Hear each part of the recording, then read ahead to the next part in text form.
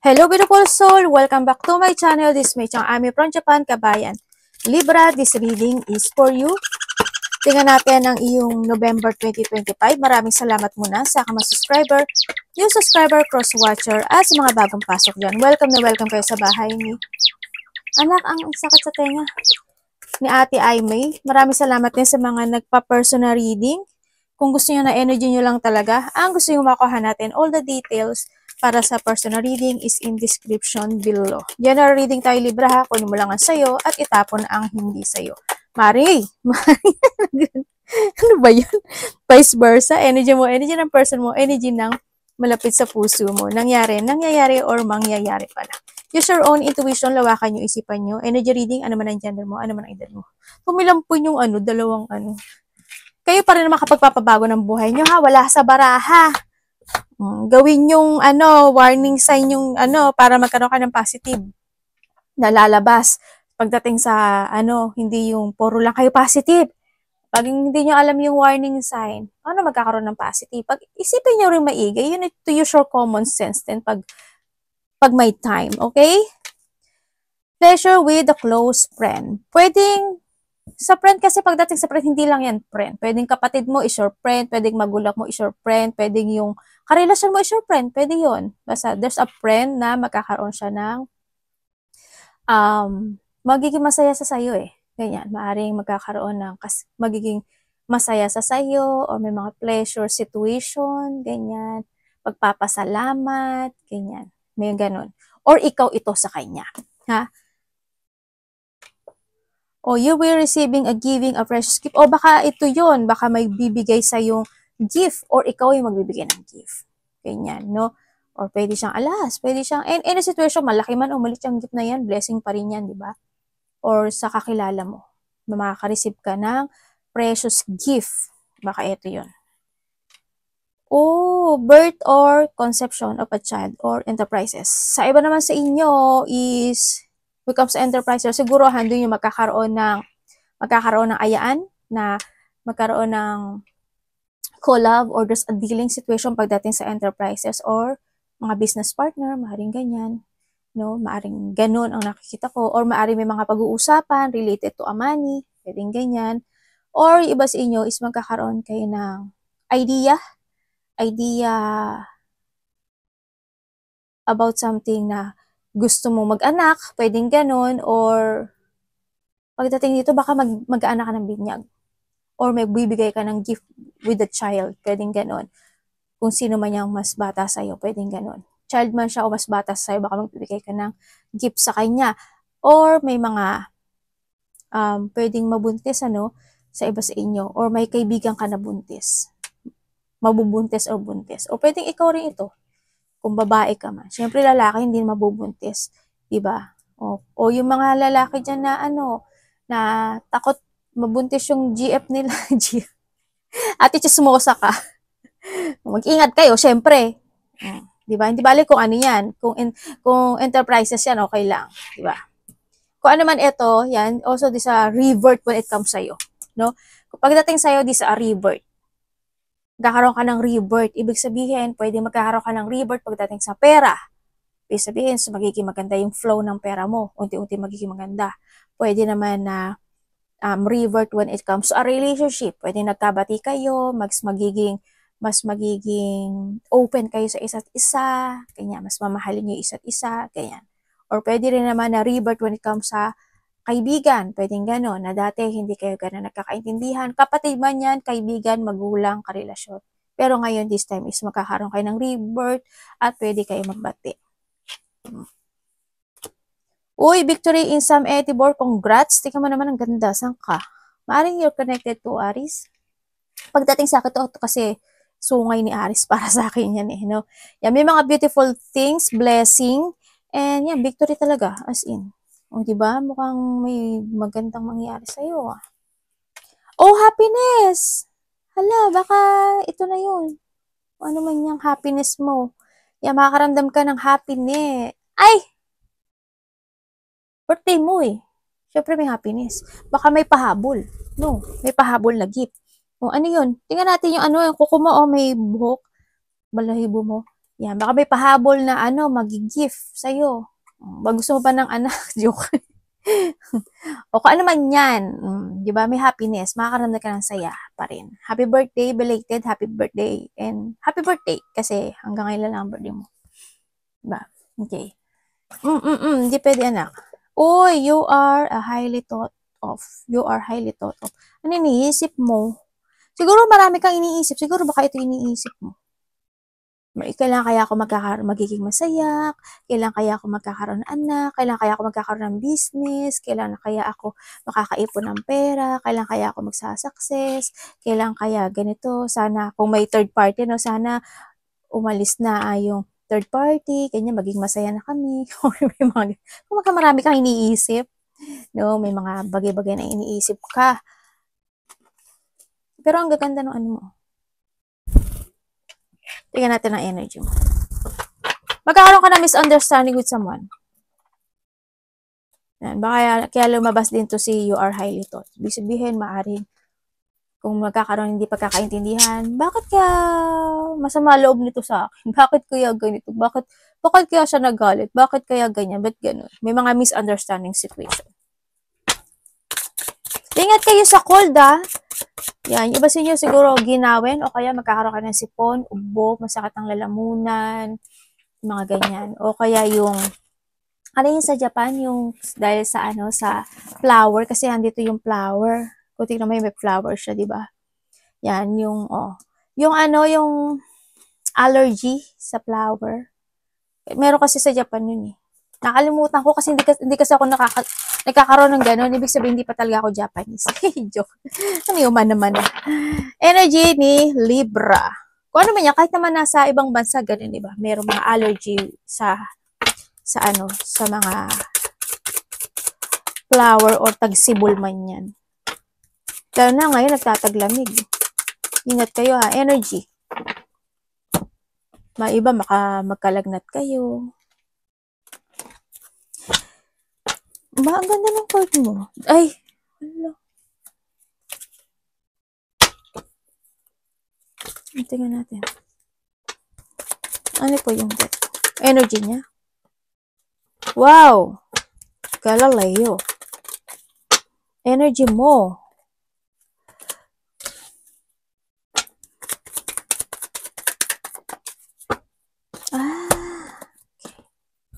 Okay, energy mo. Syempre, nandun pa rin na mga bagay na iisipin mo pa rin. Hindi na mawawala yun. Iisipin mo yung karelasyon mo, isipin mo yung pamilya mo, yan, iisipin mo yung kapatid mo, yung trabaho mo, ganyan. May mga iisipin ka pa rin na bagay-bagay. Ganyan. May mga aalalahanin ka pa rin, no? Sa nakikita ko sa'yo. Energy mo rin, siguro magkakaroon ka ng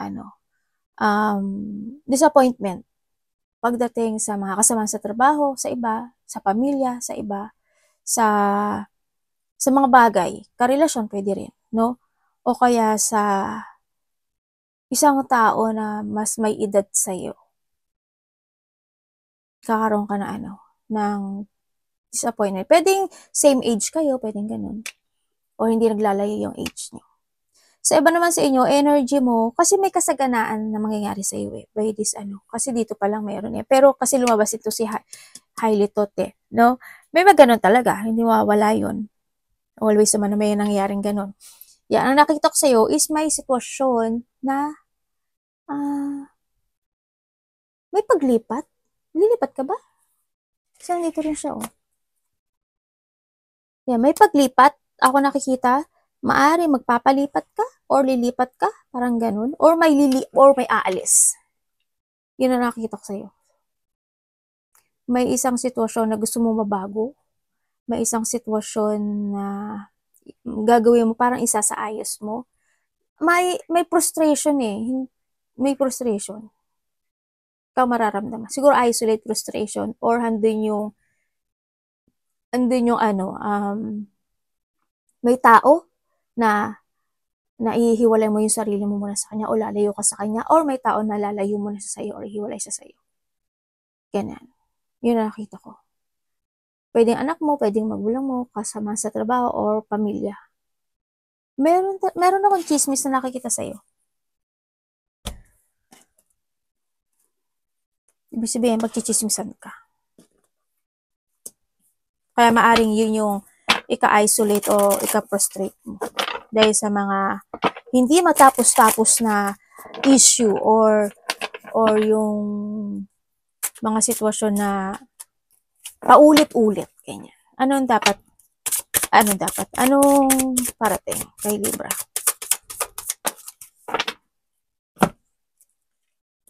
Yan, bubuyog. Ingat ka sa sa pabigla-bigla na sitwasyon na matatalim na salita. Maaaring ikaw or ibang tao. Tingnan natin ang ano po ibig sabihin?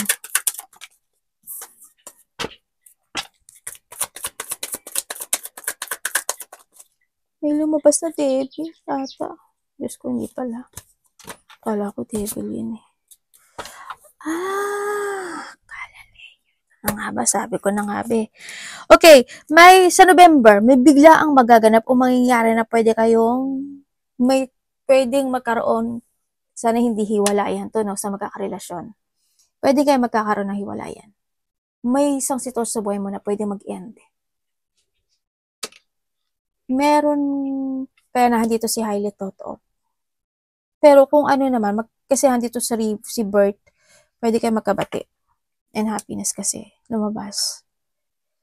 And then, ang nakikita ko, magkakaroon ng conflict, malaki man o maliit yan.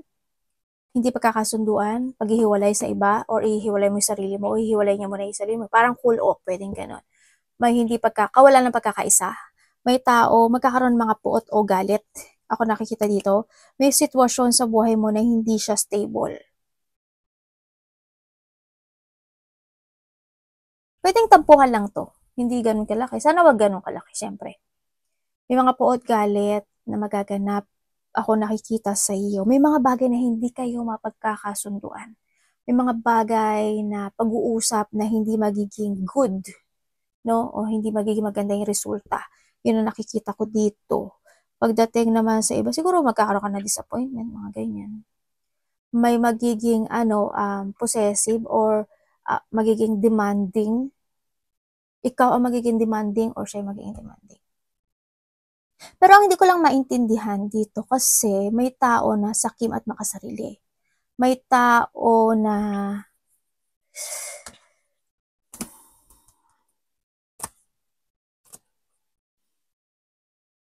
may taong gagamitin ka eh. May taong gagamitin ka raw. O ginagamit ka. Parang ganun. Meron din ako nakikita na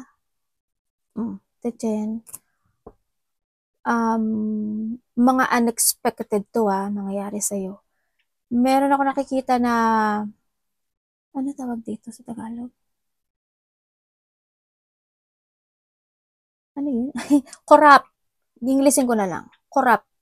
Yan. Pwedeng gagamitin ka niya. Hindi lang, pwedeng yung boss mo or pwede someone sa kasama mo sa trabaho. Hindi lang naman kasi siya pag sinabi kasing corrupt, hindi lang siya dahil sa pera, syempre. Dahil niya sa tiwala. Nandun. Pwedeng sa iba, sa pera, ganyan. Sa iba is at tiwala. Ibig sabihin, kung ito pagsasamahin ko tong tatlong to, may tao na ginagamit ka lang pagdating sa pera. Kung this is a love. Sabihin, may tao na ginamit ka o ginagamit ka pagdating sa love. May mga pag-uusap na magkakaroon ka ng discussion related to a money.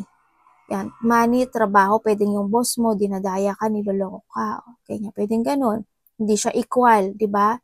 Pwedeng ganun. Or may karelasyon, kasi andito rin si lovers, or a person who's connected sa'yo, ganyan. Ako nakita sa'yo.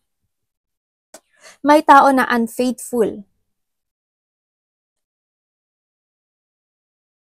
May tao na hindi siya very supportive sa'yo, or maybe ikaw hindi very supportive sa kanya, or siya ang hindi very supportive sa'yo. Kung ito is sa trabaho, ganun. Maaaring yung tao na yun, bahala ka, gawin mo yung gusto mo, pagkamali ka, kasalanan mo. Pwedeng ganun. Kung sa relationship naman is ganun din, baka unfaithful siya sa'yo. Or a person who's connected sa'yo. Pwede, kasi nandito kasi si lovers. Pwedeng ikaw ito or siya, yan. Or pwedeng dalawa kayo, pinagsasabay kayo kasi andito siya. Di ba? Yun. May tao makakasakit sa'yo by this November. Yun na nakikita ko. Kaya, para magkaroon ka ng positive, ganito ha, Ako, hindi naman siguro mahirap. Hindi naman siguro alam ko naman na may common sense naman kayo, ha? Ibig sabihin, gusto niyo ba explain ko? Yung iba kasi medyo nahihirapan atang mag-get lag. No, ibig sabihin, sinabi ko tong warning sign. Pag may nangyaring ganito, away, puot, galit, conflict, anong gagawin mo? Papatol ka ba o hindi? Pag pumatol ka, negative nga ang lalabas. Pag hindi ka pumatol, ibig sabihin, masisave mo yung energy mo. Magiging positive yung energy mo. Kasi hindi mo mahihigop yung negative na negative na mangyayari. Understand? Yun. Ganun yun. Okay? Ibig sabihin, nakaiwas ka. O ano mangyayari? It's a positive. Sino ang maapektuhan? Yung kaaway mo. Diba? Hindi ikaw. Kaya wag ka maging ganito. Kasi ganito kayo. Marami sa inyo ganito. O, ano yung kung sa relasyon naman yan? O, halimbawa sa relasyon, alam mo na may third party. Pero mahal mo. Kasi mahal mo. Ano ibig sabihin nun? Hindi ka naghahanap ng positive. Naghahanap ka ng negative. Diba? Kasi if you want positive, kahit na alam mo naman ganun, hindi ka papatol. Hindi mo ipagsisisikan yung sarili mo. Hindi ka papayag kasi if you love someone at mahal ka talaga ng tao, ikaw lang ang pipiliin niya. Ate, nagsisermon ka ba? Hindi naman. Tinuturo ko lang sa inyo paano magkaroon ng positivity sa buhay. Yun lang. Yun ang magiging positive. Diba? May tao na walang pakialam, magiging cold sa'yo, or ikaw ang magiging cold. May tao ako nakikita na matigas ang ulo. Pwedeng may taong hindi makikinig sa'yo, or ikaw ang hindi makikinig. Pwedeng ikaw ngayon hindi ka makinig sa akin. Kasi naiinis ka. Pwedeng ganon. Sabi ko sa inyo, if you want positive, huwag kayong maging highly thought of, or huwag kayong masyadong ganon. Kasi, save your energy. Sayang energy nyo. Yun ang magiging positive. Ibig sabihin, if you are positive, more blessing to come. Ma-attract mo yung positivity. Pero, pag pumasok ka sa isang negative at hindi mo alam paano iwasan yung negative, lahat ng negative i-attract mo. Ihigupin mo. Ganun yun.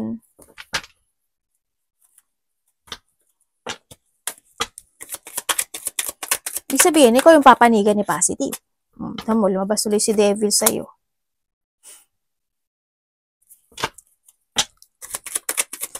Ano nyo rin yung sarili nyo. Kasi sarili nyo yan. Pero, kayo naman mag-manage ng sarili nyo, hindi ako. Pero, nasa sa inyo pa rin yan. Okay, iwasan mo. Iwasan mo ma-out of control ka. Iwasan mo ma-stagnant. Iwasan mo hindi ka makikpit. Or, iwasan mo na hindi ka mag-action.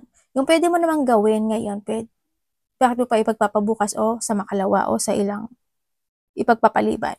Iwasan mo yon. Iwasan mo yung mga tao na, yan o, diba? Sabi ko sa'yo, mga taong negativity or being a negative or yung mga taong makasarili, sakim, ganyan, yung mga blockade sa'yo, iwasan mo yan. Iwasan mo na parang isipin mo na hindi mo kasi ako naiintindihan, yung feeling alone, feeling sad, iwasan mo yon, no? Iwasan, or maybe yung mga tao na hindi ka nila accept, hayaan mo lang sila, no? Kasi don't bothered. Huwag ka magpa-bother doon. Kung may mga bagay na na-stuck ka, huwag ka mapastuck. Kasi nalalabas ka bilang devil dito, no? Umiwas ka sa mga maling gawa, mga bad habit. Pwedeng bad habit kasi maraming klaseng bad habit. Pwedeng bad habit when it comes to umaayon ka sa bullying o kaya bad habit when it comes sa sarili mo na hindi mo pinag-iisipan yung mga binibili mo, ganyan. Kumbaga bili noon, yan. Kailangan ba? Ganyan, hindi ba? Kung meron naman, bakit pa bibili? Pero nasa sa inyo yung pera nyo yun. Ina-explain ko lang ha kung paano Kasi sinasabi ko lang naman yung mga nasa baraha.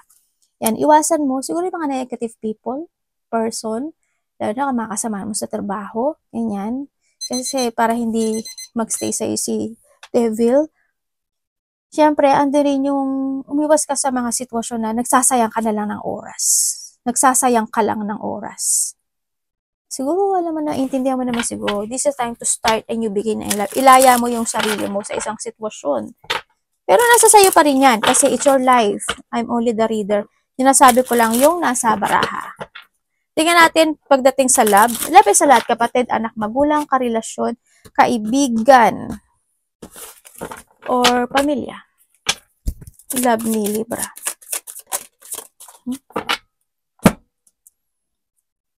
Kalalat, kalaleo. Okay.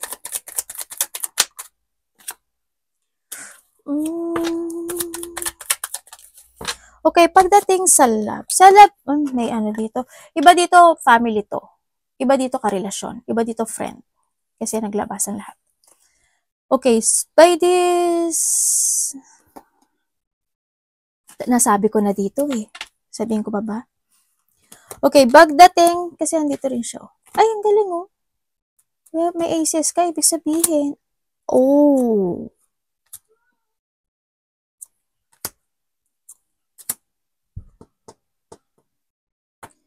May isang sitwasyon sa buhay mo na ikakabigla mo. Na parang hindi mo mapapansin na makaka-move on ka pala. Hindi mo mapapansin na resolbahan pala. Hindi mo mapapansin na nag-success pala. May sitwasyon na ganun. Ako nakikita sa'yo. Hindi mo inaakala. May mga bagay na hindi mo inaakala. Yan, ang nakikita ko dito sa'yo. There's a victory and success happen kasi sa'yo eh. As in. Sa iba sa inyo, may mga new project, new excitement, new situation, pagbabalik ng confidence also, no? Sa iba sa inyo, napaka-very adventurous nyo. Okay, pagdating sa love. Sa love, siguro may babalik sa iba. May mga unexpected na may tao na biglang babalik sa'yo na gusto niya ng resetting sa'yo. Yun nakita ko dito. Sa November sa'yo is, ang nakikita ko dito, magkakaroon ka ng clarity sa isang bagay, sa isang sitwasyon mo, sa buhay mo, kung sino yung mga tao na totoo para sa'yo. Kung sino yung mga tao na pagdating sa kagipitan, malalaman mo kung sino sila. Kung sino yung magiging talagang, yung mag-i-stay sa'yo. Mararamdaman mo siya. Yun ang sabi dito pagdating sa love. Magkakaroon ka ng clear mind or magkakaroon ka na ng mental strength to freedom yourself or to release yourself in a situation or pwedeng umiwas ka na lang, ganun. Sa mga tao na, kasi pwedeng magkaroon ka ng pag-filter, ganyan. Yun na nakita ko. Baka isa rin yung sa ikakashock mo na, pari, itong tao na to, hindi pala talaga siya totoo sa akin. Pwedeng ganun. Pwedeng kaibigan, ganyan. Pwedeng kapatid, anak, itong, halimbawa sa anak o sa kapatid, itong talagang kahit kailan hindi ka talaga marunong tumupad sa pangako mo. Yung magkakaroon ka ng mga ganang sitwasyon. No, ang nakikita ko sa iyo. Ang nakikita ko rin is, may mga tao talaga na hindi may isang sitwasyon na hindi mag-fit sa iyo. Yun, may mga cancel situation, may mga cancel, delay situation, may mga bad timing na magaganap o mangyayari. May mga tao talaga na hindi talaga sila supportive sa'yo or ikaw yung hindi supportive, vice versa. May isang sitwasyon na pwede ka magkaroon ng pagpapabaya o may nagpabaya o may pagpapabaya. Parang gano'n ako nakita. Ingat na lang din ako sa aspeto ng buhay mo. Pwedeng sa family, pwedeng sa karelasyon, pwedeng sa kaibigan, pwedeng ganun. So, iba sa inyo, may pagpapagawa ka ba ng bahay? O magre-renovate ka ng bahay? Sa iba sa inyo, maaaring may yung bahay nyo may sira. No? Baka may kailangan ng ayusin, sirain tuloy. Ayusin, kumpunihin, pwedeng ganun. Or pwedeng may tutulungan ka na isang tao related to a house. Pwedeng ganun. O may mga pag-uusapan related to a house. Money. Sa money mo, gumaganda nga yung money ng iba sa inyo. Woo! Ako po. Sandali. Hindi maganda. Hindi ko na nga ba, may tao eh. Kasi lumabas na siya kanina eh. Kino-confirm na lang din to. Sa money mo, huwag kang magtitiwala masyado. Tsaka hindi naman madaling, hindi naman masamang magtumulong. Hindi masamang tumulong, pero kung alam mong hindi naman marunong sa pangako tulad ng sabi ko kanina, huwag na lang. Pagdating sa pera mo, mag-ingat ka kasi it's more on imbalance. Ang nakikita ko sa dito, may mga sitwasyon na pwede kang maloko sa pera. Pwede kang maloko sa pera. May nakita akong corruption. Di ba nakita ko na rin kanina yun? Pwedeng gagamitin ka, pwedeng lolokohin ka, ganyan. Pwedeng may pangliling lang, may manliling lang, o lilinglangin ka. May magiging taong dishonest pagdating sa pera sa'yo. May tao na hindi magiging unfair sa'yo. Di ba sabi ko parang iba dito, maybe your boss, manager, ganyan. Or karelasyon. Yan. May tao na hindi magiging unfair pagdating sa pera sa'yo. Or maybe ikaw ito. May isang sitwasyon sa buhay mo na hindi magiging maganda yung bunga pagdating sa pera. Iba dito, mga selos, ganyan. Iba dito, abusado. Iba dito is, pwede kang, mga bibili ng mga bagay na walang purpose, ganyan. Kumbaga nabili mo lang siya kasi gusto mo siya, pero matitenga lang siya sa bahay. Pwedeng ganun. Pwede isa beses mo lang siya nagamit, pero hindi mo na magamit. Pwede mga ganun. No? Or may mga situation na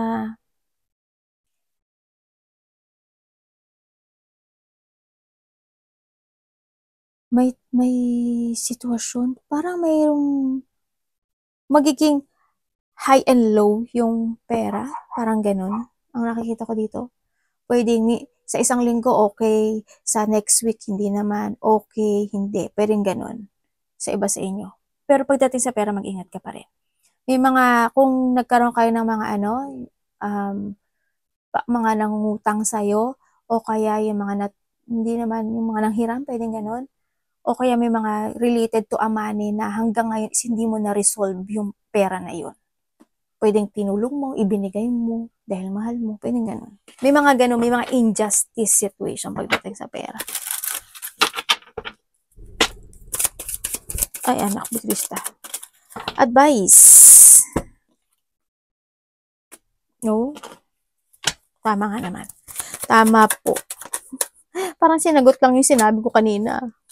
Ayan, sabi naman talaga. Okay, when it comes sa advice. When it comes sa advice, is sinasabi sa iyo na eto na, no? Kailangan mo na mag-focus na mag-save ng money. No? May papasok na pera sa iyo Magiging stable ka. May papasok na pera sa iyo. Iba sa inyo may business kayo, malaki man umalit yan, or hindi yung nag-iisip pa ng pagkakaperahan. Okay, when it comes sa is pwede ka daw mag-say no. Yeah, minsan mag-say no ka. You need to focus, take it action to make it real yung goals mo.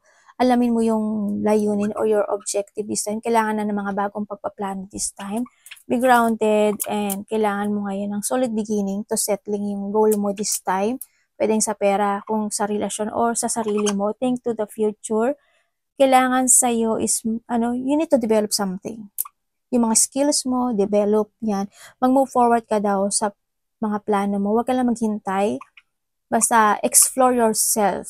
Spread your wings and fly high. Diba? Be adventurous. May mga bagay na need to progress. Take it action. May mga bagay na kailangan i-prepare. Ganyan. Or you need to prepare. And syempre is moving forward. No, ang sinasabi dito. To be stable. May nakita akong hindi ko alam kung may taong nakasandal sa'yo pagdating sa pera. May nakita akong gano'n. May hihingi sa'yo mayroong tao na makipag-usap sa'yo sa related sa pera. Yun ang nakita ko. Either hihiram, or hingi ng tulong. Arigato namaste, God bless.